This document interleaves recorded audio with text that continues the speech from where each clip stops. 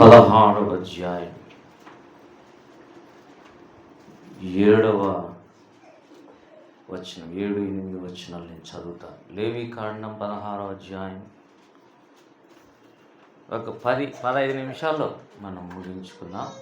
ఈరోజు బర్త్డేని బట్టి కొద్దిగా టైం అదే, అంతకంటే ఇంకా ముందే మనం ఏం చేసింటే ఇంకా బాగుండేది. మంచి లేవీకాండం 16వ అధ్యాయం 7-8 వచనాలు. ఆ 2 మేక పిల్లలను తీసుకుని వచ్చి ప్రత్యక్షపు గుడారము యొక్క ద్వారమునొద్ద యెహోవా సన్నిధిని వాటిని ఉంచవలెను.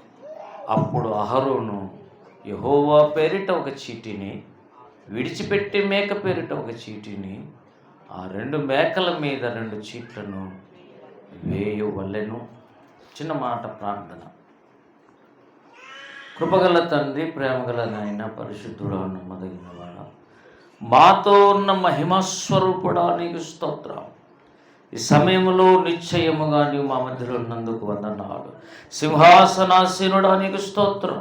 ప్రతి బిడ్డను తాకి దర్శించి మరల నీ వాక్కుతో, సత్యవాక్యముతో నింపి ఓ నాయన మీరు నడిపించమని, దీవించమని, భవిష్యత్తును నాయన నీ చేతిలో పెడుతూ ప్రతి బిడ్డను జ్ఞాపకం చేసుకునమని, నాయన వాక్యమును ఆశీర్వదించి విరిచి పంచిపెట్టమని యేసు నామమును బట్టి అడుగుతున్నాము తండ్రి.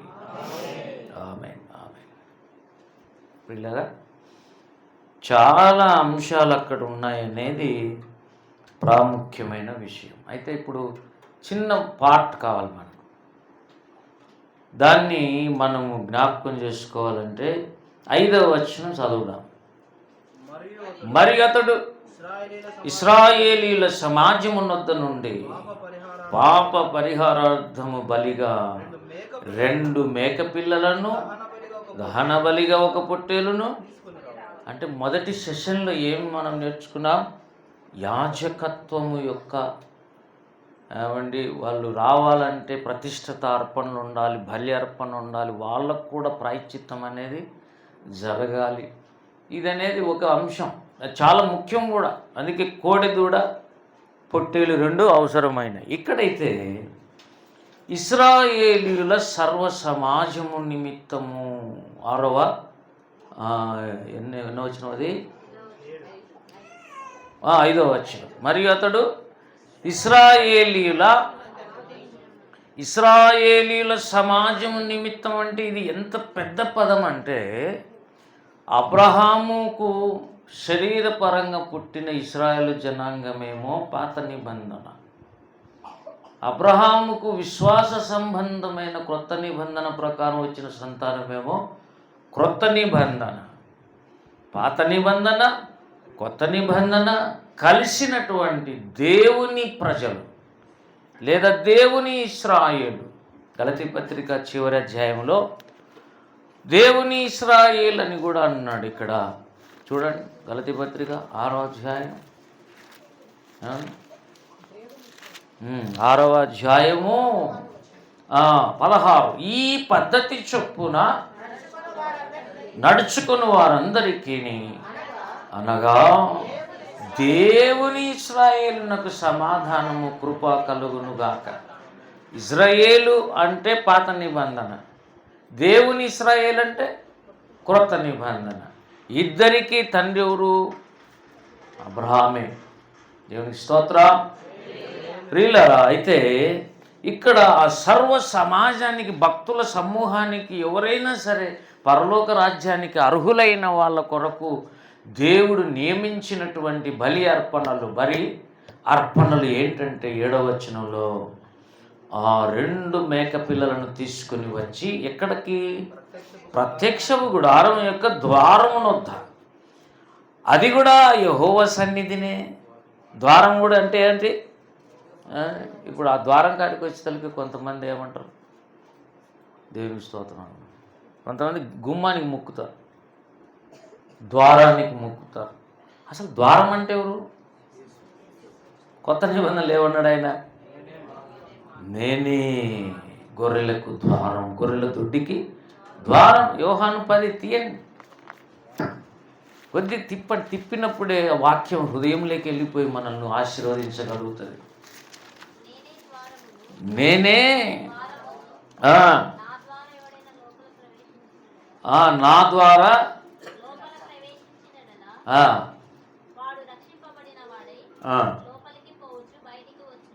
ఆ, ప్రియులారా 8వ వచనం, గొర్రెల పోవు ద్వారమును నేనే. దేవుని స్తోత్రం. 10వ అధ్యాయం 1వ వచనం, గొర్రెల దొడ్డిలో ద్వారమున ప్రవేశించక. గొర్రెల దొడ్డికి ఏముంది? ద్వారం ఉంది. ఆ ద్వారములో ప్రవేశించకుండా వేరొక మార్గమును కూడా దొడ్డిలోకి వచ్చే వాళ్ళు ఉంటారు. నెక్స్ట్ లైన్లో మార్గమున ఎక్కువాడు, వేరొక మార్గమున ఎక్కువాడు దొంగయు. ద్వారము గుండా వచ్చే వాళ్ళందరూ గొర్రెలు. ఏమండి? ఆయనే ద్వారం, ఆయనే వాళ్ళు ఏమంటాడు? ద్వారపాలకుడు. మూడులో అతనికి ద్వారపాలకుడు, తలుపు ద్వారం ఆయనే, కాపరి ఆయనే, ద్వారపాలకుడు పరిశుద్ధాత్మదేవుడు డోర్ ఓపెన్ చేస్తాడు. అఫీషియల్ అన్నమాట ఇది మ్యాటర్. యేసుప్రభు లోపలికి వస్తే, ఆయన కాపరిగా లోపలికి వస్తే ద్వారం, అప్పుడు ద్వారం గురించి ఆలోచన చేయకూడదు. కానీ ఆయన యేసుప్రభు వచ్చినప్పుడు ద్వారం తీసేవాడు, ద్వారపాలకుడు ఏం చేస్తాడు? తలుపులు. కానీ ఇంకొకడు ఉన్నాడు దొంగ, వాడు ద్వారంలో రాడు ఎప్పుడు, అంత ఇండైరెక్టే. అందుకే చెప్తున్నాను, ప్రతి విషయములో ఇండైరెక్ట్గా వచ్చే వాళ్ళు ఉంటారు. ఇది మనం చెప్పినది కాదు, దేవుడు ఎందుకు బైబిల్ అంతా ఉంది అది. సైతాన్ ఎవరంట? 10వ వచనంలో చెప్పాడు, దొంగతనమును, హత్యను. వీడు వచ్చాడు, ఓ దొంగ వచ్చాడు. ఎందుకు వచ్చాడు? దొంగతనం చేయడానికి వచ్చాడు. ఇంకా ఏం చేస్తాడు? హత్య చేస్తాడు. అంటే ఏ హత్య చేస్తాడు? ఆత్మను హత్య చేస్తాడు. శరీరాన్ని హత్య చేయడు వాడు, నీ ఆత్మను చంపుతాడు. అంటే ఎక్కడికి తీసుకుపోతాడు? అంటే రక్షణ పొందిన వాళ్ళల్లో గొర్రెలను కొన్నిటిని ఏం చేస్తాడు? ఆత్మను చంపుకొని మళ్ళా పాతాలని తీసుకుపోతాడు. అంటే రక్షణ విషయంలో చాలా జాగ్రత్తగా ఉండాలి. వీడు దొంగ ఎట్లా వస్తున్నాడంట? వేరొక మార్గం వస్తున్నాడు. ఒకవేళ మార్గం వచ్చినా యేసయ్య. మార్గం ఎవరు? ద్వారం ఎవరు? ఏమండి? బలిపీఠం ఎవరు? ప్రధాన యాజకుడు ఎవరు? బలి పశువు ఎవరు? ఏంటండి? ప్రతీది యేసు. అవును, ఆయన అన్నిటిలో ప్రాముఖ్యత కలిగిన వాడు, ప్రతి దాంట్లో ఇంపార్టెంట్ పర్సన్ ఆయన. దేవుని స్తోత్రం కలుగునుగాక.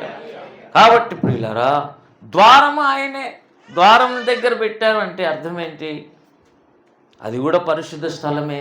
16లో ఏమన్నాడు?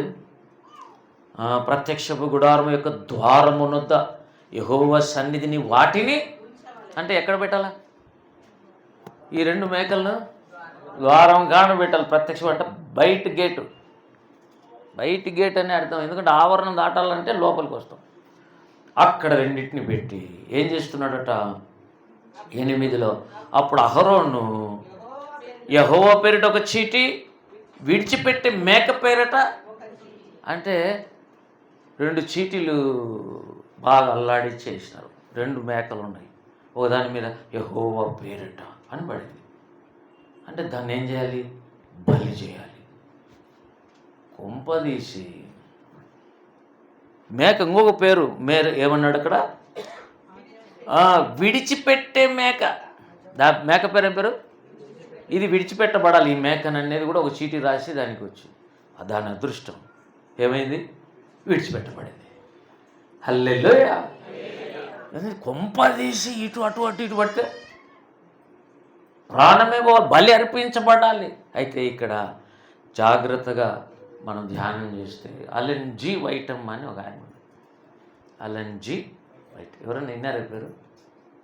ఎవరు తెలుసా? అమ్మా, సెవెంత్ డే అడ్వెంటిస్ట్ ఫౌండర్ ఆయన, లేడీ.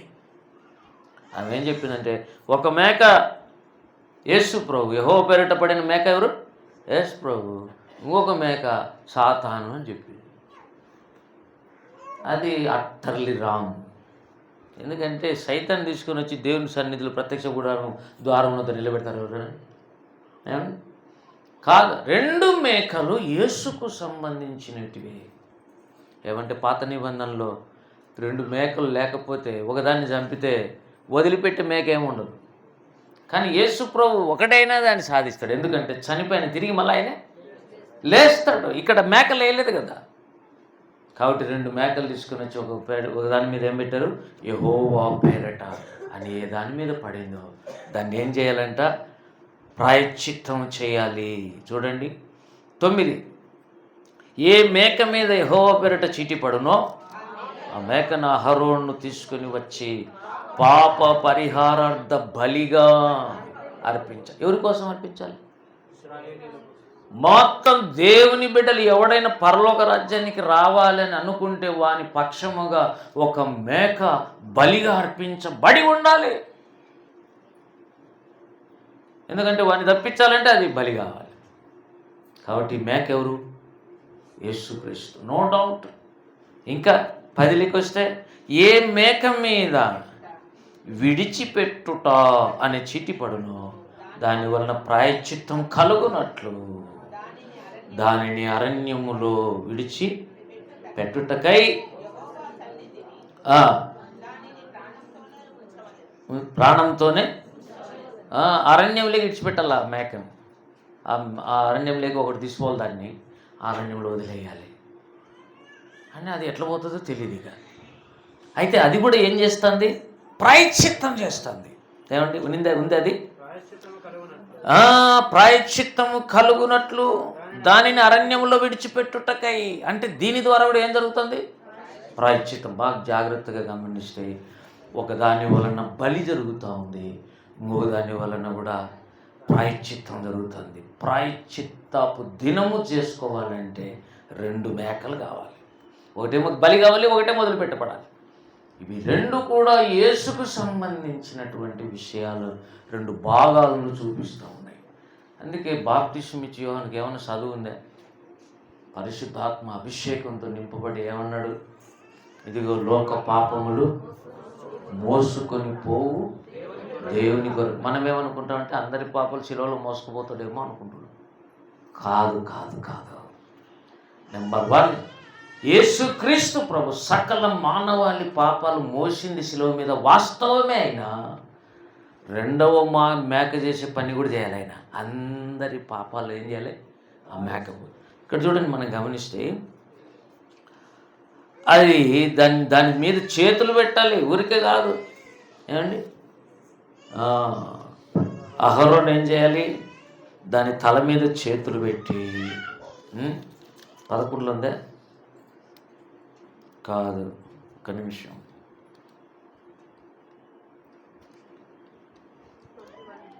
21 చూడండి. అప్పుడు అహరోను సజీవమైన ఆ మేక తల మీద తన 2 చేతులుంచి ఇశ్రాయేలీల పాపములన్నీ, అనగా వారి దోషములన్నీ, వారి అతిక్రమములన్నీ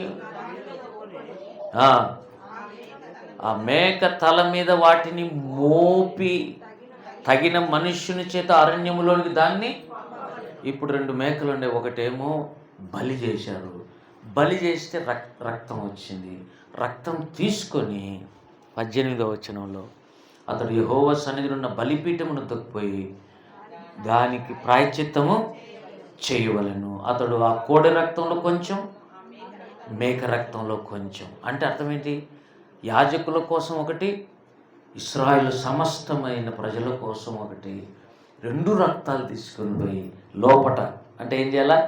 18లో యెహోవా సన్నిధిని బలిపీఠమును తొక్కిపోయి దానికి ప్రాయశ్చిత్తము, కోడి రక్తంలో కొంచెం, మేక రక్తంలో కొంచెం తీసుకుని బలిపీఠపు కొమ్ము మీద చమిరి 7 మార్లు తన వేలితో ఆ రక్తంలో కొంచెం దాని మీద ప్రోక్షించి దాన్ని పవిత్రపరిచి ఇశ్రాయేలు అపవిత్రతను పోగొట్టి దాన్ని. వీళ్ళారా, ఇది 2 సార్లు ఉంటుంది. పైన కూడా ఉంటుంది 15లో. అప్పుడు అతడు ప్రజలు అర్పించు పాప పరిహారార్థ బలియగు మేకను వధించి అడ్డు తెరలో లోపలికి దాని రక్తం తెచ్చి ఆ కోడి రక్తంలో చేసినట్లు దాని రక్తంతోను చేసి కరుణాపీఠం ఎదుటను దాన్ని. మీరు కన్ఫ్యూజ్ కాకుండా నేను చక్కగా చెప్పేది వినండి. ఫస్ట్ కోడె రక్తం, మేక అంటే బలి అయినటువంటి వధించబడిన మేక యొక్క రక్తం రెండు తీసుకొని లోపలికి కరుణాపీఠం దగ్గరికి పోయి అక్కడ చిమిరి మళ్ళీ 7 సార్లు ప్రోక్షించి బయటకు వస్తాడు. బయటకు వచ్చినప్పుడు మళ్ళీ బయట ఏముంటుంది, దగ్గర దగ్గర బలిపీఠం ఉంటుంది. బలిపీఠం మీద కూడా సేమ్ మళ్ళీ కొంత చిమిరి మళ్ళీ 7 సార్లు ప్రోక్షించాలి. అంటే లోపల ఒకసారి, బయట ఒకసారి. మనం గమనిస్తే ప్రియులారా, లోపల ప్రోక్షించినప్పుడు సంగతి అన్నీ అయిపోలే. ఇప్పుడు చెప్పండి, ఏమవుతున్నాయి ఇశ్రాయేలు పాపాలన్నీ? బలి అర్పించబడిన మేక రక్తం చిందించినప్పుడు అక్కడికి వస్తాయన్నీ. నీ పాపం, నా పాపం, ప్రతి ఒక్కరు వారంలో చేసినవి మొత్తం సదాకాలము మానవాళి చేసిన పాపాలన్నీ ప్రత్యక్షపు గుడారాలు అతి పరిశుద్ధ స్థలంలోకి వచ్చి పడతాయి. ఇప్పుడు ఏనండి, సంవత్సరానికి ఒక్కసారి చేశాడు, అన్నీ ప్రాయశ్చిత్తం అయిపోతే రెండవ మేక ఎందుకుగా? ఆడలంతా పోర్షన్ జరిగింది, అంటే వధ, బలి, యజ్ఞం జరిగిపోయింది. దేవుని స్తోత్రం కలుగునుగా. కరుణాపీఠం కరుణించడానికి దేవునికి ఒక ఆధారం దొరికింది. అందుకే కరుణాధారము కానీ రోమాలో చెప్పాడు. దేవుని స్తోత్రం. దేవుడు మనల్ని కనికరించడానికి కారణం మొదటి మేక యొక్క రక్తం, మొదటి కోడ యొక్క రక్తం సరిపోయింది. అయితే ఆ పాపాలన్నీ అక్కడ సంవత్సరానికి సరిపోయినట్లుండే, లేక సదాకాలం ఇచ్చినది వాటికి అయిపోయింది. ఇంకా మళ్ళా బయట ఒకటి మేక ఉంది, ఏంటి అది? అరణ్యములకి విడిచిపెట్టబడే మేక. దాని తల మీద ఏం పెట్టాలట? చేతులు పెట్టాలి. అంటే మళ్ళీ ఆడ లోపల అయిపోయి ఉంటే మళ్ళీ బయటకు వచ్చి చేతులు ఎందుకు పెట్టాలి? అంటే అక్కడ సగం కార్యం జరిగింది, ఇక్కడ సగం కార్యము జరిగింది. లోపల జరిగిన కార్యం పేరు శిలువ బలియాగము, యజ్ఞము, రక్తం చిందించబడటం. అది దేవుడు ఆ రక్తాన్ని మెచ్చుకోవడం. నిత్యుడవు ఆత్మ ద్వారా తను తాను దేవునికి నిర్దోషిగా కనపరుచుకున్న క్రీస్తు యేసు యొక్క రక్తం నిర్జీవ క్రియలను విడిచి జీవము గల దేవుణ్ణి సేవించడానికి ఎంతో ఎక్కువగా మన మనస్సాక్షిని పవిత్రపరచింది. హల్లెలూయా. లోపల కానీ ఆయన చనిపోయి గమ్మగలేడు, మళ్ళీ ఆయనే లేచాడు. రెండవ మేక ఏమిటి? ఇప్పుడు పునరుద్ధానుడైన యేసు. దేవునికి స్తోత్రం. అందుకే అక్కడ ఒకటిని పేరు పెట్టి విడిచిపెట్టే మేక 8లో ఒకటిని వేసి ఏమన్నాడు? అబా కాదు, అజాజేలు. అజాజేలు అంటే వేరే భాషలో మేక అని అర్థం. అందుకే హిందువులు చాలామంది పేరు పెట్టుకుంటారు అజాజేలు. అంటే ఇది జాతరలలో చెట్ల మీద మేకను చంపి వేలాడదీస్తారు, చూసినారా పల్లెటూర్లలో? అది ఒక దేవరు కానీ జాతర కానీ ఏదైనా కానీ బలి పశువును ఆడు వేలాడి శిలువలో యేసుప్రభు వేలాడినట్టు అది చెట్టు మీద వేలాడదీస్తారు. ఆల్రెడీ యేసు వేలాడాడు, అయిపోయింది. ఇంకా మళ్ళీ నువ్వు దేవర జాతర అని తిరిగినట్టు నీ చెవులు పెడుతాడు దేవుడు. జాగ్రత్త. ఇలా మన ఈ సైడ్ అంతా ఎక్కడ చూసిన జాతరలు, ఎక్కడ చూసిన దేవత. ఏమంటే అక్కడ జాతర, ఇక్కడ జాతర, సిగ్గులేదు. యేసు ప్రభు నీ కొరకు మరణించి తిరిగి లేచిన తర్వాత కూడా మళ్ళీ నువ్వు దాంట్లో పట్టుకుని పోతే ఎట్లా? నువ్వు తెలియని వాళ్ళు పోతే దేవుడు ఏమండు? వాళ్ళకి ఇంకా గ్రహింపు లేదు, తెలివి లేదు, సువార్త వినలేదు, గ్రహించలేదు, యేసు దగ్గరికి రాలేదు. వాళ్ళకు ఒక రోజు జాతర చేస్తాడు, అది వేరే విషయం. కానీ రెండవది మాత్రం అజాజేలు అంటే అర్థం ఆ విడిచిపెట్టబడిన మేక అంటే యేసుక్రీస్తు ప్రభు పునరుద్ధానుడైన. బాగినండి, ఇది ఇంతవరకు జరగలే. మొదటి రాకడలో ఒక మేక చేసి పని చేసి బలి అయి తిరిగి లేచి పునరుద్ధానుడై వెళ్ళిపోయాడు. కానీ ఇది ఈ మేక, రెండో మేక ఏం చేసిందట? ప్రాయశ్చిత్తం చేసింది. ఏం చేసిందట? అది చూడండి, అది చదవకపోతే ఏదో చెప్పుకున్నట్టు కాదు. 11లో ఏమన్నాడు? ప్రాయశ్చిత్తము చేసుకున్న వాళ్ళు ప్రతి విషయంలో. 8లో ఏమన్నాడు? ఇక్కడ ప్రాయశ్చిత్తం అనే మాట ఉండాలి, చూడండి. 10లో మధ్యలో కూడా దాని వలన ప్రాయశ్చిత్తము కలుగునట్లు. ఇప్పుడు ఒక మాట జాగ్రత్తగా నేను సార్, మొదటి మేక పని యేసుప్రభు సంపూర్తి చేసి పునరుద్ధానుడై లేచి దేవుని సన్నిధిలో కూర్చొని ఉన్నాడు. ఇప్పుడు ప్రాయశ్చిత్తార్థ దినం ఎప్పుడు వస్తుంది? 6వ ఎప్పుడు వస్తుంది? 5 దాటినాక. 5 ఏంటి? బూరల పండుగ. బూరల పండుగ అంటే బూరల పండుగ అంటే ఇంకా రాలే. 2వ రాకడలు ఊదబడేటియే బూరలు.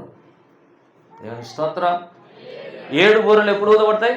యేసు తిరిగి రానయ్యున్నప్పుడు ఊదబడేదే 7 బూరలు. 1, 2, 3, 7 వరకు ఊదబడతాయి. అప్పుడు యేసుక్రీస్తు ప్రభు 7వ దూత బూర ఊదినప్పుడు దిగి వస్తాడు. అప్పుడు ఆ సంఘం ఎత్తబడినప్పుడు తర్వాత దేవుడు చేసే ఒక పని ఉంది. యేసుక్రీస్తు ప్రభు చేసే పని ఒకటి ఉంది.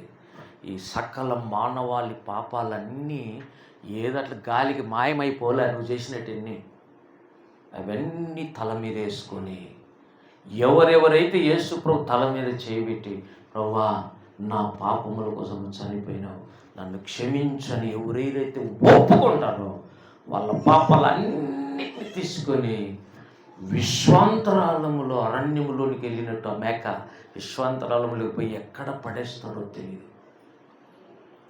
మొత్తం మానవాళి పాపాలన్నీ తీసుకుపోయి ఆయన ఒకసారి ఉంది సముద్రము అగాధములో ఆయన మన పాపములను పడవేసి ఎక్కడ పడేస్తాడో తెలియదు.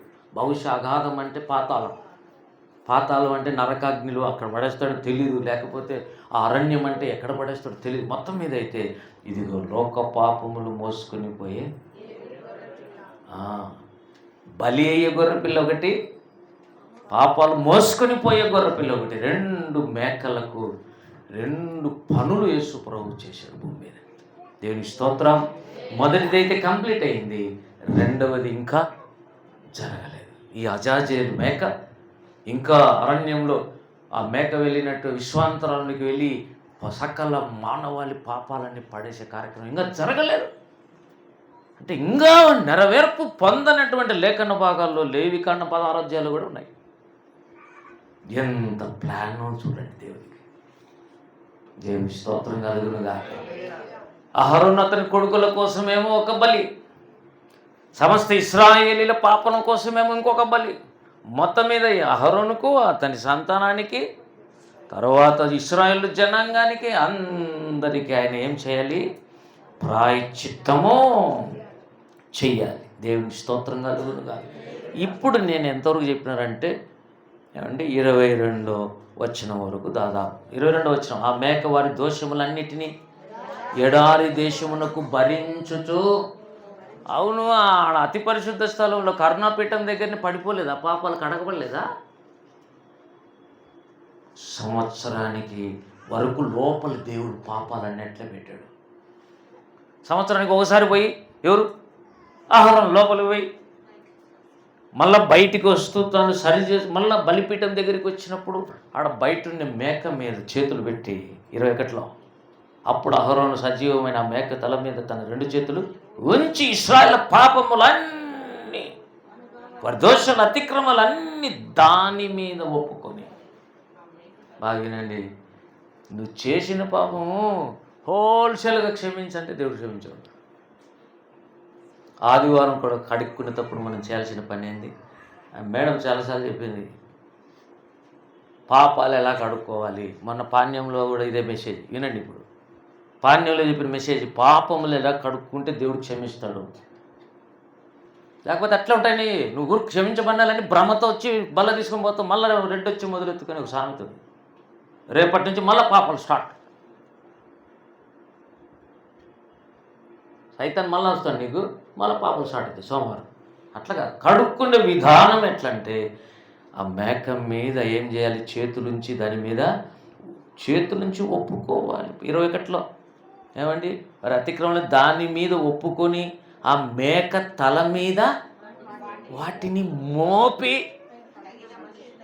ఆ లోపలేమో 1 సంవత్సరం కాలం నువ్వు నేను చేసిన పాపాలన్నీ తీసుకుని వచ్చి బయట ఇంకొక మేక మీద పెట్టి దీన్ని అరణ్యంలోకి తోలుకొని పోయి దాన్ని వదిలేశారు.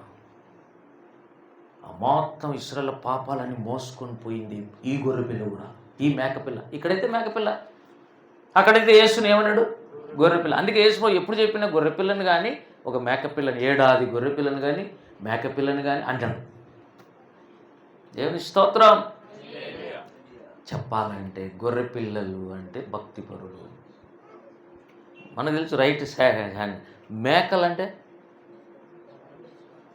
భక్తిహీనులు. అయినా ఈ రెండు ఇద్దరి కోసం యేసయ్య భరించాడు.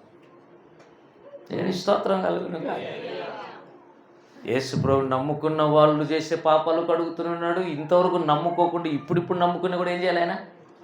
అవి కడుక్కోవాలి. మొత్తం మీద సకల మానవాళి పాపాలన్నీ యేసు మోసుకొని ఆయన అరణ్యంలోకి వెళ్ళిపోయాడు. లోక పాపములు మోసుకొని పోయి దేవుని గొర్రెపిల్లని. దేవుని స్తోత్రం. కనుక ప్రియులారా, పాపాలు ఎలా కడుక్కోవాలి? చేతులు పెట్టినప్పుడు మేకపిల్ల మీద అహరోను ఇశ్రాయేల్లో అతిక్రమాలు ఒప్పుకోవాలి సపరేట్గా, దోషాలు సపరేట్గా ఒప్పుకోవాలి, పాపాలు సపరేట్గా. అంటే ఇవన్నీ వేరు వేరు వేరు. పాపం అంటే అది వేరు, దోషం అంటే వేరు, అతిక్రమం అంటే తెలిసి తెలిసి చేస్తావు చూడు, దాన్ని అతిక్రమం అంటారు. పాపం అనేది ఘోరమైంది, దోషములు అనేది వేరియేషన్, స్లైట్ వేరియేషన్, మన నానార్థాల మాదిరిగా తేడా ఉంది. ప్రతీ యేసుప్రభు మోసుకొని, ఇప్పుడు చెప్పండి, టోటల్గా యేసుప్రభు సమస్త కార్యాన్ని సమాప్తమైనది అన్నాడు. హల్లెలూయా. సిలువలో ఒకరోజే సదాకాలము నిలుచు బలి ఒకటి అర్పించాడు. ప్రకటన హెబ్రీ పత్రిక 10వ అధ్యాయంలో. బహుశా ఇక్కడేమో సంవత్సరం అర్పణ అర్పించాలి అహరోను. కానీ దేవుడు ఏం చేశాడు? ఇదంతా సూచనే. పాత నిబంధన, కొత్త నిబంధనలు ఏం చేశాడు? 10వ అధ్యాయము ఏమండి 9-10 చదవండి. లేకపోతే ఎక్కడెక్కడ సదాకాలము నిలుచొక బలి ఉంటారు. చదవండి 10-12. ఈయనైతే అక్కడ అహరోన్ అయితే వేరు, ఇక్కడ ఈయనైతే యేసుక్రీస్తు అయితే పాపముల నిమిత్తమై సదాకాలము నిలుచు ఒక్క బలి అర్పించి అప్పటి నుండి తన శత్రువులు తన పాదపీఠముగా చేయబడి వరకు కనిపెట్టుతూ దేవుని కుడి పార్శ్వన ఆసీనుడు. మళ్ళా ఒక్క అర్పణ చేత ఈయన పరిశుద్ధపరచబడు వారిని సదాకాలము సంపూర్ణులుగా. బలి ఏంటి? సదాకాలము నిలిచి ఒక బలి. సంపూర్ణులుగా చేయటం ఎంతవరకు? సదాకాలమునకు సంపూర్ణులుగా చేయడానికి. అదేమో 1 సంవత్సరానికి. అర్థమవుతుందా? కన్ఫ్యూజన్ ఉంది. పాత నిబంధనలో అహరోన్ ఏం చేస్తున్నాడు? సంవత్సరానికి ఒక్కసారి జరుగుతుంది ఇది. ఇప్పుడు సంవత్సరము అంటే దేవుని దృష్టిలో నిత్యత్వం అని అర్థం, దేవుని దృష్టిలో. అందుకైనా సదాకాలం నిలిచి ఒక బలి అర్పించాడు. క్లీన్ బోర్డ్ బలియాగం జరిగింది. రెండోది, సదాకాలంగా మనం ఏం చేస్తున్నాడు? సంపూర్ణులుగా చేస్తున్నాడు. ప్రతి సంవత్సరం సంపూర్ణ కావాల్సిన పనిలే. ప్రతి సంవత్సరం క్రిస్మస్ చేసినట్టు కాదు. అన్ని కాలాలకు ఒకటే సంపూర్ణత రావాలి. దేవుని స్తోత్రం. చెప్పాలంటే పాత నిబంధనను ఈజీగా ఎక్స్ప్లెయిన్ చేసినది హెబ్రీ పత్రిక 9, 10, 11. చెప్పండి, 11 కంటే ముందే 9, 10 అధ్యాయాలు పౌలు బాగా ఎక్స్ప్లెయిన్ చేశారు. పాత నిబంధన అంతా దాంట్లో ఉంది. సార్ ఇవన్నీ మాకెందుకు సార్? ఏదో చర్చికి వచ్చి ఈరోజు వాక్యం బళ్ళల్లో చేసిపోతాడు. అంటే నువ్వు ఒప్పుకుంటున్నది కరెక్ట్ కాకపోతే లోకస్తునితో సమానమే, ఇంకా ఘోరం లోపలికి వచ్చి సర్చే అవకాశం ఉంది. చాలా ఆశీర్వాదాలు పోయే అవకాశం ఉంది. కాబట్టి ఒప్పుకునేటప్పుడు కూడా ఎట్లా ఒప్పుకోవాలి? మన పాపములను మనము ఒప్పుకొనిన ఎడల. అంతే కదా. 1 యోహానులో మన పాపములు మనం ఒప్పుకుంటేనే అవి క్షమించబడతాయి. కానీ నువ్వు సరిగా ఒప్పుకోకుండా, ప్రభా ఈ వారం అంతా నేను ఏం చేసినా నా మాటలు ప్రవర్తన అన్ని క్షమించినాను అంటే కుదరదు. ఎవరెవరితో ఏం మాట్లాడినా చెప్పు ముందు. అర్థమవుతుంది ఇప్పుడు పాయింట్? ప్రతి ఒక్కటి కడుక్కోవాలి. ఎవరితో ఏం మాట్లాడినావు, సొంతంగా ఏమి నీ అవిశ్వాస మాటలు వచ్చినాయి. కొంతమంది ఎవరితో అనరు, ఒక్కరేసి అనుకుంటారు ఏం చేసినా లేదు. ఇదొక మెంటల్ టైప్ ఉంటారు కొంతమంది. ఎవరితో మాట్లాడు, కొంతమంది చూసినారా రోడ్లో వాళ్ళే మాట్లాడుకుంటూ పోతుంటారు. ఇప్పుడు వాళ్ళతో పాటు బ్లూటూత్ పెట్టేవాళ్ళు కూడా వచ్చినారు. ఇంతకుముందు మెంటల్ ఒకటే మాట్లాడుకుంటూ పోతుంటారు. ఇప్పుడు కొంతమంది టెక్నాలజీ పెరిగి బ్లూటూత్ పెట్టుకొని నేను చెప్పాను కదా అంటాడు పక్కన మనవాడు. ఎవరికి చెప్పావు సార్ అంటే అట్లా ఎవరికి చెప్పాలి, ఆయన బ్లూటూత్ పెట్టుకుని చెప్పుకుంటాడు ఎవరికో. ప్రతిదీ నువ్వు ఒప్పుకోవాలి. భార్యతో కొట్లాడినామనుకో, నోరు మూసుకొని ముందు నీ భార్య చేతులు పట్టుకొని నన్ను క్షమించని అడగకుండా పళ్ళలో చేయి వేస్తే నీది చల్లదు. అది ప్రకటన కొత్త నిబంధనలు పాత నిబంధనలు చెప్పే వ్యవహారం. తల మీద చేతులు పెట్టి మనం ఏం చేస్తాం తెలిసిన, టోటల్గా క్షమించుకోవడం అంటే దేవుడులా ఆయనకేం తెలియనట్టు, నీకే అన్నీ తెలిసినట్టు హోల్సేల్గా క్షమించు ప్రభా. మాటల ప్రవర్తన అంతా వారం అంతా క్షమించు, అవసరమైతే నెల అంతా క్షమించేసి. ఇక కొన్ని చోట్ల అయితే నెలకు ఒకసారి బల్ల, వీళ్ళైతే టోటల్గా నెలదంతా చెప్తారు జీతం చెప్పినట్టు. నెల ఎంత నన్ను క్షమించినాయన అంటే ఏం చేసావురా నువ్వు, అసలు నీకు తెలుస్తుందే? మన పాపాలు మనం స్పెసిఫిక్గా ఒప్పుకుంటే ఆయన నమ్మదగిన వాడు నీతిమంతుడు అవుతాడు. లేకపోతే నమ్మకం లేదు నువ్వు క్షమించబడినావని. కాబట్టి ఈ మాటలను మన హృదయంలో పెట్టుకొని బల్లలో ఎలా చేయివేయాలి, మన పాపాలకు ఒక యేసుక్రీస్తు ఎలా బలయ్యాడు, ఎలా ఆయన పునరుద్ధానుడై మోసుకొని పోయాడు, ఇవన్నీ యేసు ప్రభు కృపతోనే జరిగాయి. ఇది గన నువ్వు గ్రహింపు లేకుండా కానీ నేను రక్షణ పొందినాన్ని అనుకుంటే నీ బ్రతికేమో తెల్లారుతూనే ఉంటుంది. ఆశీర్వాదాలు రావు, పేరుకు క్రైస్తవుడని చెప్పుకోవాలి, సరైన క్షమాపణ నీకు దొరకదు. చెప్పలేము రేపు ఏం జరుగుతుంది. చాలామంది ఏమనుకుంటున్నారు అంటే నేను చనిపోతానని నిత్య జీవానికి వెళ్ళిపోతానని ఆయన అంటాడు. చచ్చిపోతానే రూట్ మార్చింటాడు. ఎక్కడ పోతుంటాడు? నిత్య జీవానికి పోడు, నిత్య నరకానికి పోతే కొంప తీసి ఏం చేస్తావు. కాబట్టి పాప క్షమాపణ అనేది నువ్వు భూమి మీద ఉన్నప్పుడే దేవుడు ఇవ్వాలి, నువ్వు సంపాదించుకోవాలి. దేవుని స్తోత్రం. నా పాపాలు దేవుడు కడిగేసినాడనే ఒక రుజువు పత్రం నీ దగ్గర ఉండాలి. దేవుని స్తోత్రం. కాబట్టి ప్రియులారా, ఆ 2 మేకలు కూర్చున్నటువంటి వ్యవహారం ఇంతలా పుస్తకం ఎన్ని రాశాడో ఆయన. ఇక వేరే వాళ్ళకైతే అది అంత శ్రద్ధగా చదవలేరేమో, నాకు తెలుసుకోవాలని జీలు కదా. తెలుసుకుంటే కూడా సరిపోదు కదా, ప్రాక్టికల్గా నువ్వు అనుభవించాలి. ఏమండి, నా పాపాలు యేసుక్రీస్తు ప్రభు మోసుకొని పోయినట్టు రుజువు కావాలి, అప్పుడే పరలోక రాజ్యం. లేకపోతే నీ పాపాలు క్షమించబడినని దేవుడు నీకు నెమ్మది ఇవ్వాలి, సమాధానం ఇవ్వాలి, కృప చూపించాలి, ఆశీర్వదించాలి. ఇట్టి కృప నీకు కావాలంటే ఏమండి ఈ రోజైనా ఎట్లా ఒప్పుకోవాలి, ఎట్లా కడుక్కోవాలనే విషయం దేవునితో చెప్తాం. బల్లలో యోగ్యంగా చేయవేయటం అంటే ఇది. హల్లెలూయా. రండి ప్రార్థన చేద్దాం. చిన్న మాట ప్రార్థన చేద్దాం.